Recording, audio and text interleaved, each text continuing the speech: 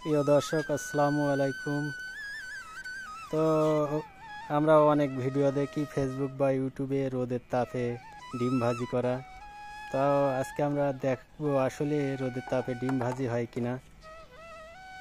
তো আজকে যশোরের সর্বোচ্চ তাপমাত্রা 43 ডিগ্রি সেলসিয়াস।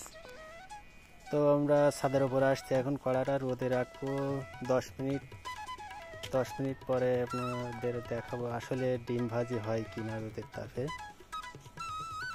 তো ভিডিওটি সম্পূর্ণটা দেখবেন। তো আমাদের 10 মিনিট হয়ে গেছে, এখন আপনাদের ডিম ভাজি করে দেখাবেন আমাদের ম্যাডাম। তেল দাও, আগে তেল দাও।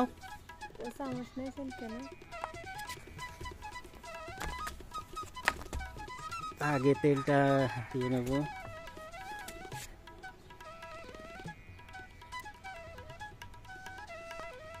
ছায়া লাগছে, হাতে ছায়া লাগছে।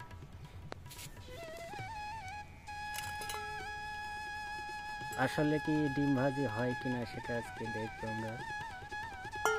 ইউটিউব ফেসবুকে অনেক ভিডিওতে দেখি রোদের তাপে ডিম ভাজি করছে, আসলে সেটা রিয়েল কিনা সেটা আজকে প্রমাণ হয়ে যাবে।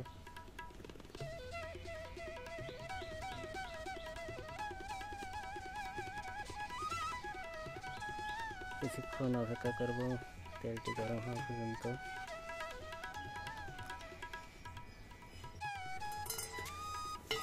তো তেলটা কিছুক্ষণ গরম করার পর এখন ডিম দেওয়া হবে।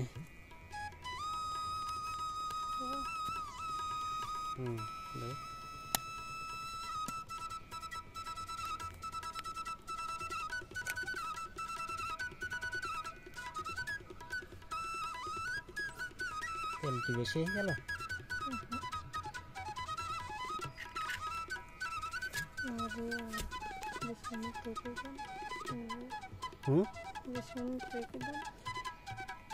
চামচ দিয়ে ডিমটা নাড়িয়ে দাও।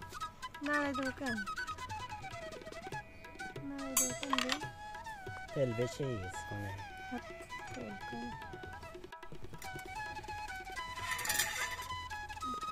তো